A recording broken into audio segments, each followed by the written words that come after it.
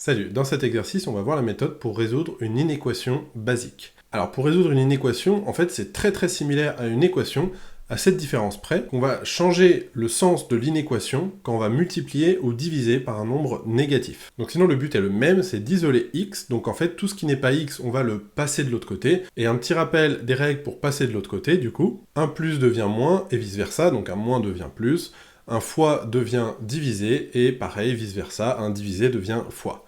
Donc c'est parti, on va faire nos calculs. Donc là, on va détailler ça ensemble. Donc on veut se débarrasser en premier du moins 4. Donc on le passe de l'autre côté, mais vu qu'il y a un moins ici, on regarde, le moins va devenir plus. Donc moins 4 va devenir plus 4. Et attention, je n'ai ni divisé ni multiplié par un nombre, donc on ne va pas changer le sens de l'inégalité. Ensuite, je veux me débarrasser du 7.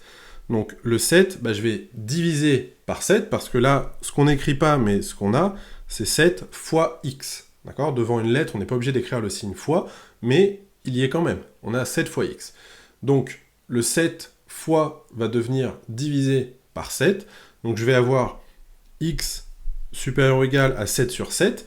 Alors attention, là j'ai bien divisé par quelque chose, mais 7 est positif, donc je ne vais pas changer le sens de l'inégalité. Et donc 7 sur 7, ça fait 1. Donc voilà, on a fini, on a isolé x, et on a x supérieur ou égal à 1. Alors pour conclure, maintenant, il faut que je donne la solution sous forme d'un intervalle. Et donc, un petit rappel du lien entre les inégalités et les intervalles, c'est celui-là. Donc je vous laisse le découvrir. Alors ici, on va juste utiliser cette case-là, parce qu'en fait, j'ai x supérieur ou égal à 1, donc je regarde la case qui correspond, x supérieur ou égal à a, et l'intervalle qui correspond, donc c'est x appartient à l'intervalle a plus l'infini, avec le crochet fermé en a. Crochet fermé, ça veut dire qu'on prend a, il peut être égal à a, et le crochet est dirigé vers A. Donc voilà, j'écris maintenant la solution sous forme d'intervalle, ce qui nous fait S égale crochet fermé 1 plus l'infini, crochet ouvert.